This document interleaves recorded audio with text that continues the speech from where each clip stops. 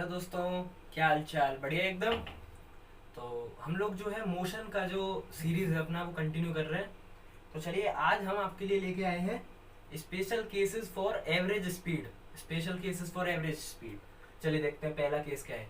पहला केस है, अगर एक ऑब्जेक्ट दो स्पीड से v1 और v2 से दो इक्वल डिस्टेंस कवर कर रहा है। स्पीड डिफरेंस है, देखो अलग अलग है v1 और v2, लेकिन जो यहाँ पे टाइम जो है टाइम वो इक्वल है और डिस्टेंस वो अलग अलग है। तो उसके इसमें अगर हमको कोई एवरेज स्पीड अगर निकालने को दे तो डायरेक्ट कैसे निकलेगी पता है? v1 plus V two divide by two. v1 plus V two divide by two. देखते हैं कैसे आया। अब मान लो कोई बंदा ए से लेके सी तक के बीच में जाना चाह रहा है। दो पार्ट में उसका जो ये पाथ है वो ट्रेवल हुआ। तो ए से बी तक वो गया v1 में और बी से सी तक गया v2 में। ठीक, बढ़िया। अब टाइम देखो, दोनों केसों में टाइम सेम लगा। t1 is equal to T और t2 भी इज इक्वल टू टी। तो d1 कैसे निकलता है? स्पीड क्या होता है? Distance upon time.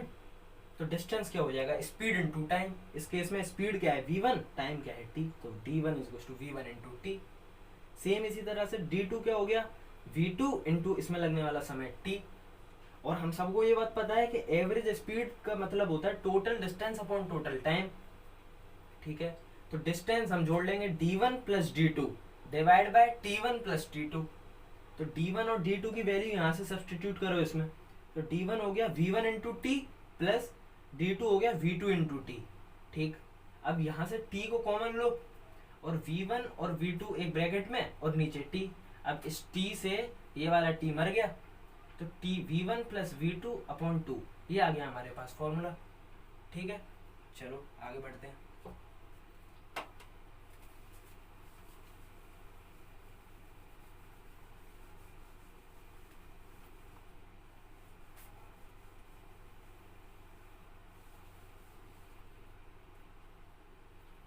अच्छा, दूसरे वाले केस में क्या है कि इस वाले केस में टाइम सेम था। इस वाले में क्या है? टू इक्वल डिस्टेंस, बस टू इक्वल डिस्टेंस।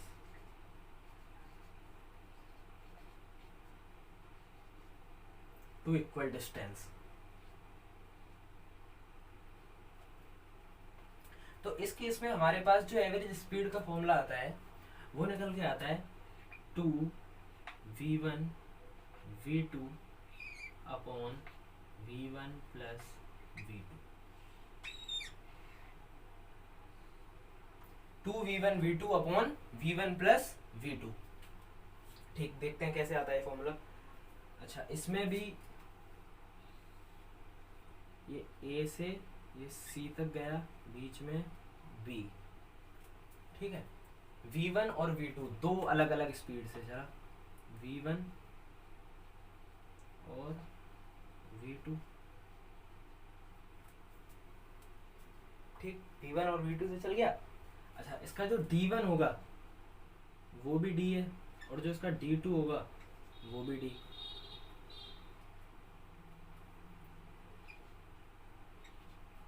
ठीक, अब यहां से हम लोग टाइम कैलकुलेट कर लेंगे। तो t1 जो होगा वो हो जाएगा d बाय v1 और इसी तरह से t2 जो होगा वो हो जाएगा d बाय v2। ठीक है, अच्छा फिर से इसमें वही फॉर्मूला लगा दो एवरेज स्पीड का, total distance upon total time. तो d1 plus d2 upon t1 plus t2। अच्छा, d1 और d2 की जगह डाल दो dd, तो ये हो गया आपका 2d अपॉन। अच्छा, इसमें क्या करेंगे? d upon v1, d upon v1 plus d upon v2। ठीक है, इन दोनों की वैल्यू हमने यहाँ पे डाल दी। अब इनका एलसीएम लो तो 2d upon d plus d। इनका एलसीएम एक साथ ले लेते हैं। इनका एलसीएम आएगा v1 इंटू v2। अच्छा, v1 यहाँ से गया तो d into v2 plus d into v1, उसको ऊपर ले जाओ तो 2d into V1 into V2 upon D into V2 plus D into V1। ठीक है। अच्छा, अब यहाँ से क्या कॉमन ले लें, डी कॉमन ले लेते हैं। तो 2D V1 V2 upon D common लिया तो V2 प्लस V1। अच्छा, अब इस वाले D से ये D मर गया, इसको हटाओ यहाँ से, ये हट गया यहाँ से। आगे आपके पास formula 2V1 V2 upon V1 plus V2। बस हो गया काम। चलो आगे बढ़ते हैं।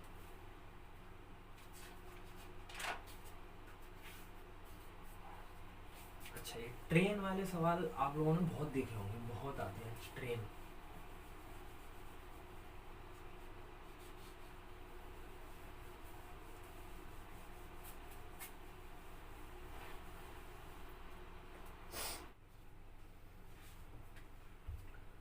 हाँ, तो अब बात करते हैं स्पेशल केसेस फॉर ट्रेन। ठीक है।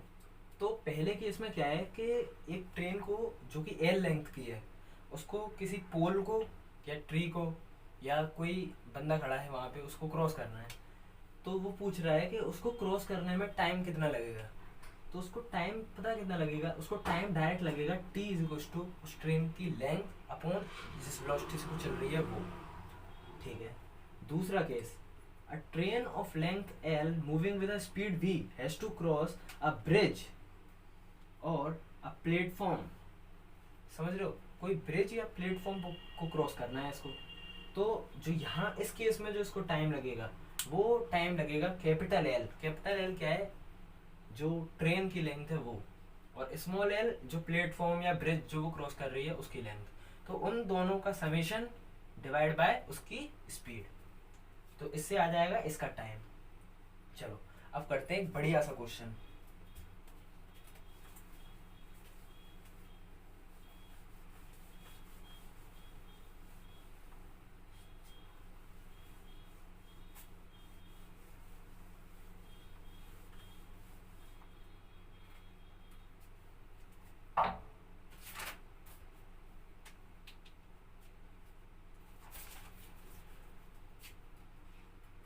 क्वेश्चन नोट कर लो भाई साहब। The position of an object, the position of an object in a straight line in a straight line is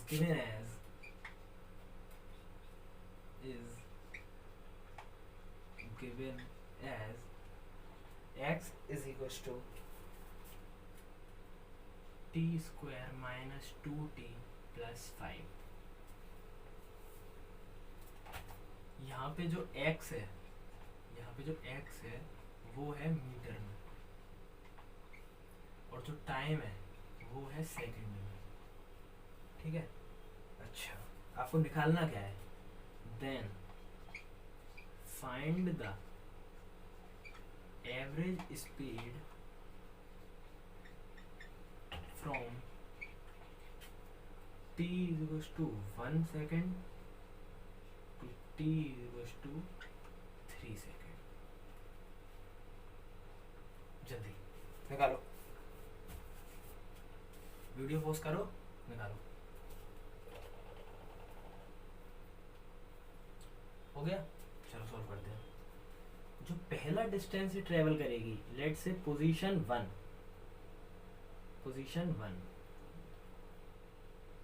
वो क्या करेगी पहले सेकंड में। तो इस इक्वेशन में t की वैल्यू डाल दो, तो 1 square minus 2 into 1 plus 5, 4 metre. अच्छा, P2 इसी तरह से P2 जो इसमें 3 है वो डालो, तो 9 माइनस 2 इंटू 3 प्लस 5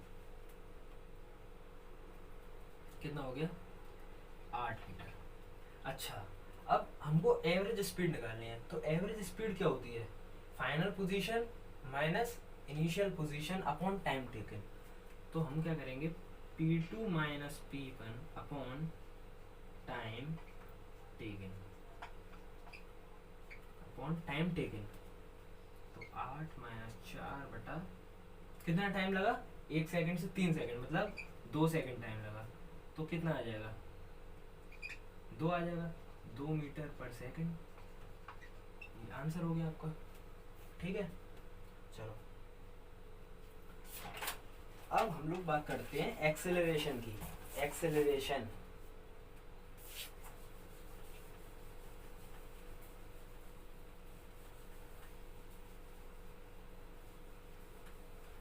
एक्सेलरेशन क्या होता है? Acceleration,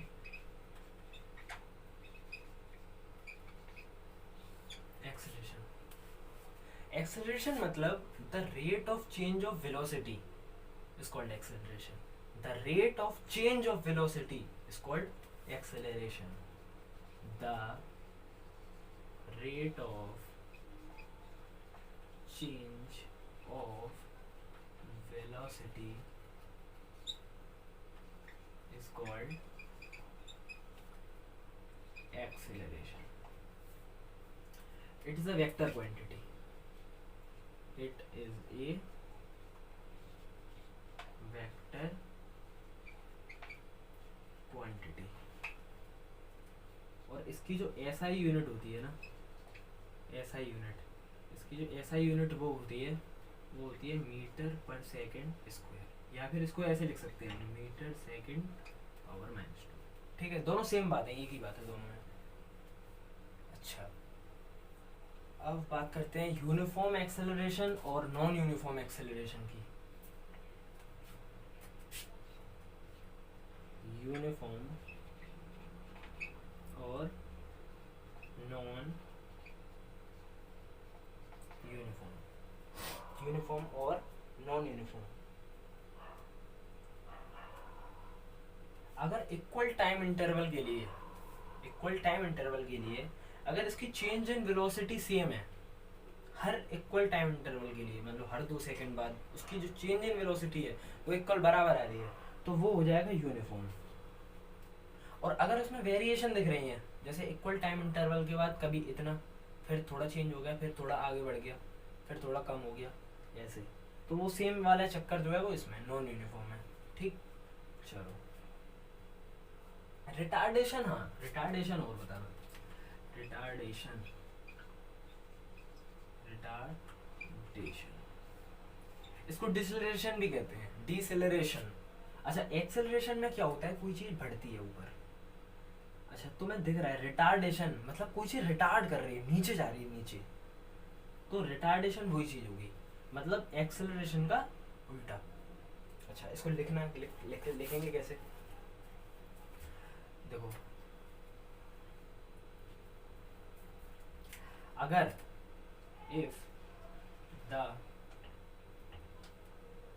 direction of, if the direction of velocity, if the direction of velocity and acceleration, if the direction of velocity and acceleration are opposite, then that acceleration is called retardation.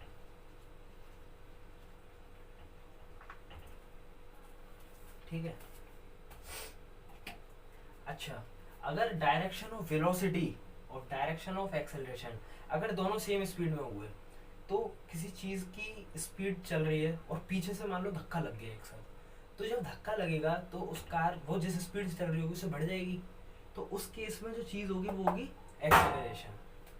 और मान लो कोई बंदा, आप कोई car जा रही है इधर और हम जाके उसको इधर से फोर्स लगा दें, इधर से वो इस तरफ आ रही है, हम इधर से फोर्स लगा दें, तो वो रुके ना रुके उसकी स्पीड में चेंज होगा, वो स्पीड कम हो जाएगी, है ना। तो इसी यही सेम, उसकी वेलोसिटी और डायरेक्शन है इधर, और हम लोग जो फोर्स लगा रहे हैं एक्सेलरेशन की वो लगा रहे हैं इधर से, तो ये रुक जाएगी। ठीक है, ये सेम चक्कर। चलो आगे बढ़ते हैं।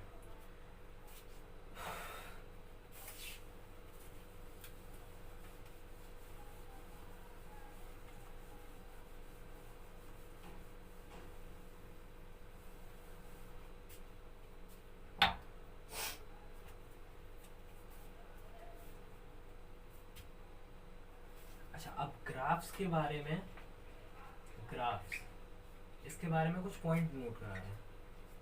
देखो तुम लोग नोट्स की टेंशन मत लो, नोट्स हम लोग अब जल्दी अभी काम कर रहे हैं, तो नोट्स जो है वो तुम लोगों को अब वीडियो के नीचे डिस्क्रिप्शन में उस पर PDF फॉर्म में मिल जाया करेंगे, ठीक है ना।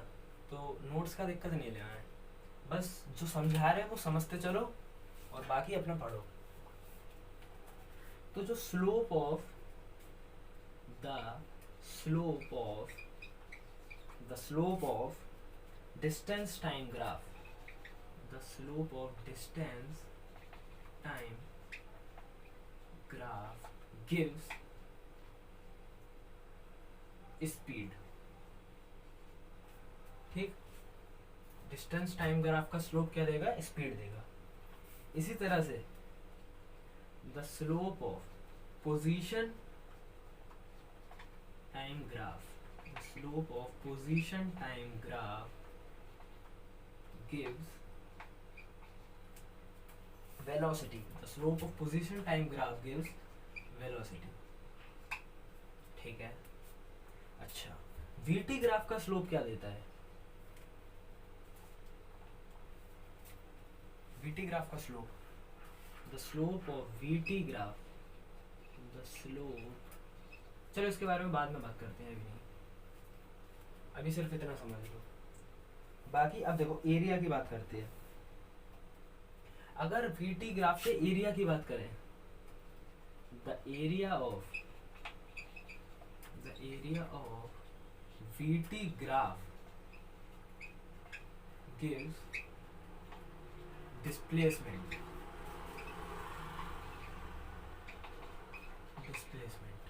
और इसमें साइन का बहुत फर्क होता है, इसमें नेगेटिव और पॉजिटिव, नेगेटिव और पॉजिटिव। चलो इसका वो भी बता देता हूँ, उसका जो स्लोप है, स्लोप मतलब कि tan थीटा, ठीक है, वो जो स्लोप है वो इसका देता है एक्सेलरेशन, इसका स्लोप एक्सेलरेशन देता है हमको, ठीक। अच्छा, अब एक्सेलरेशन टाइम ग्राफ की बात करते हैं। The area of acceleration time graph gives the area of acceleration time graph gives change in velocity,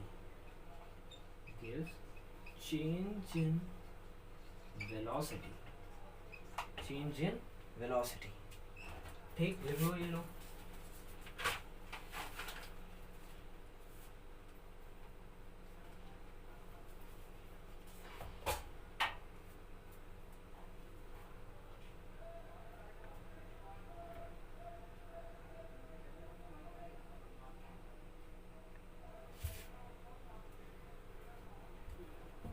चलो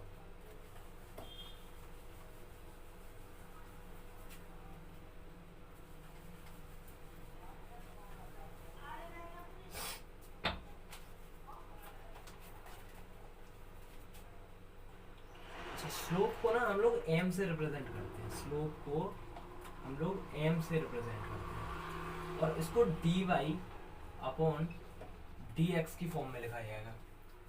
अच्छा, अब इसको एक सिंपल भाषा में, एक वर्ड में लिख देते हैं स्लोप को। स्लोप होगा, slope of graph is defined as ratio of change in y component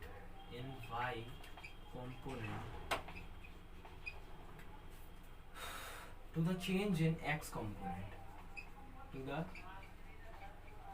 change in x component, to the change in x component। अच्छा, इसका मतलब क्या हो गया भाई, ये dy अपॉन dx, इसका मतलब delta y upon delta x।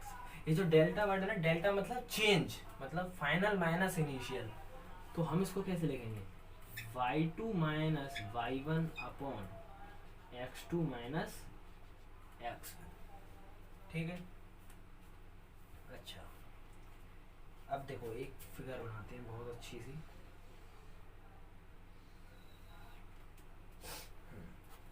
ये यहाँ पे एक हमने एक ये लाइन ले ली, इस पे ये 2 पॉइंट, एक ये पॉइंट है x1 y1 और ये है x2 y2। अब ये नीचे इस पे परपेंडिकुलर डाल दो।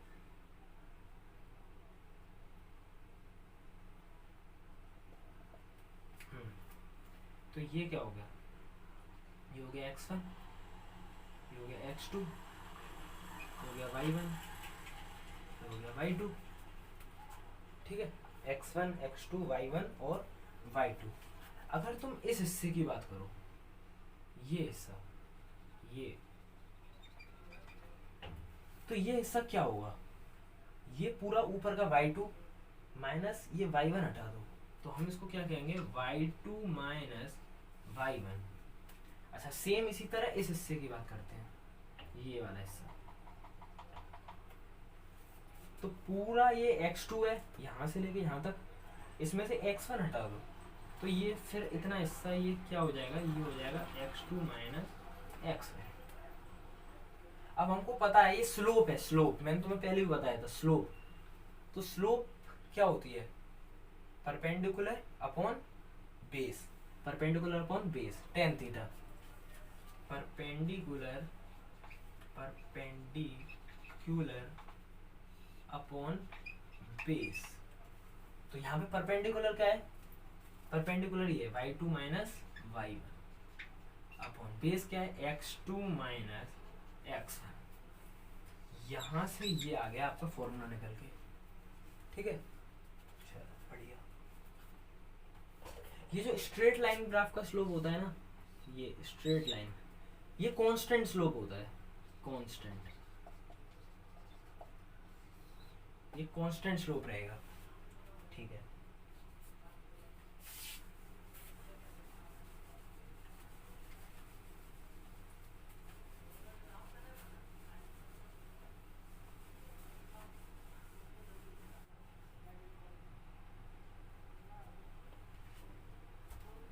हाँ, तो ये m1 m2 m3 हमने तीनों को नाम दे दिया।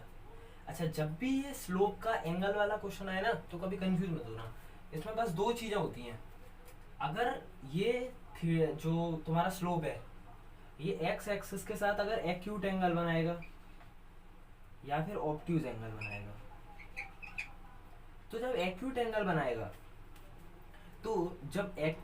बनाएगा, तो जो ये एक्यूट एंगल होता है, ये डायरेक्टली प्रोपोर्शनल होता है स्लोप के।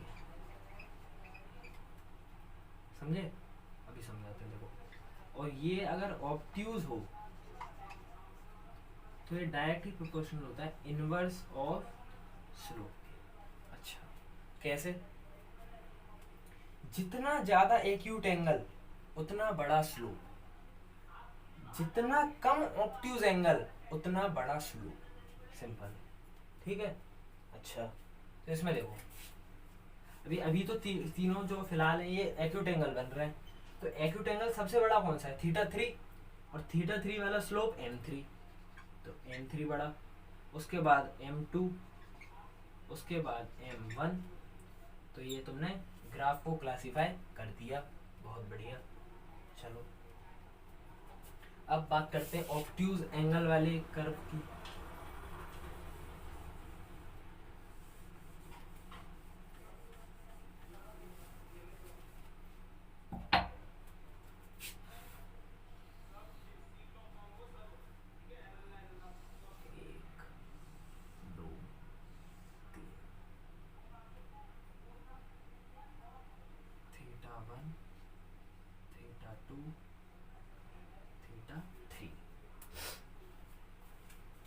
ठीक है, अब यहाँ पे देखो, सबसे बड़ा एंगल कौन सा है, θ3, फिर θ2, फिर θ1।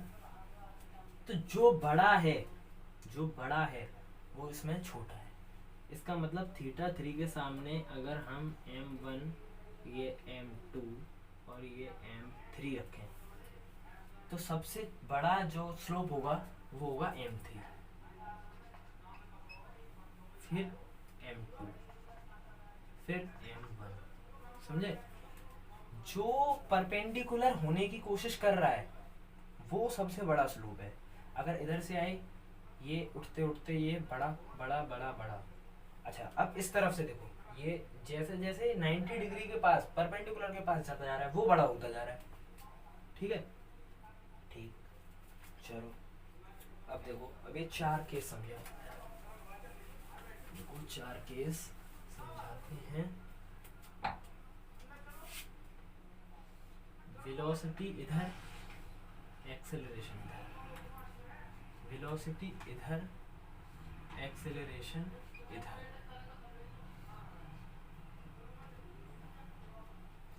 वेलोसिटी इधर, एक्सेलरेशन इधर, वेलोसिटी इधर, एक्सेलरेशन इधर। ये पहला, ये दूसरा, और ये तीसरा, और ये चौथा। अच्छा अब इन चारों केस में क्या फर्क है देखो। इस केस में जिस तरफ वेलोसिटी उसी तरफ एक्सेलरेशन, तो यहाँ क्या होगा, एक्सेलरेशन होगा, एक्सेलरेशन। अच्छा जब भी एक्सेलरेशन होगा हमेशा स्पीड बढ़ेगी, तो स्पीड इंक्रीज, इंक्रीज का साइन लगा रहे हैं, स्पीड इंक्रीज। अच्छा इसमें वेलोसिटी इधर और एक्सेलरेशन इधर, इसका मतलब यहाँ पे क्या हो रहा है, मैंने ये कौन सा केस है पता है, ये केस है आपका रिटार्डेशन वाला, तो ये इधर हो गया आपका रिटार्डेशन, रिटार्डेशन। और इस केस में जो स्पीड है वो कम होगी। ठीक,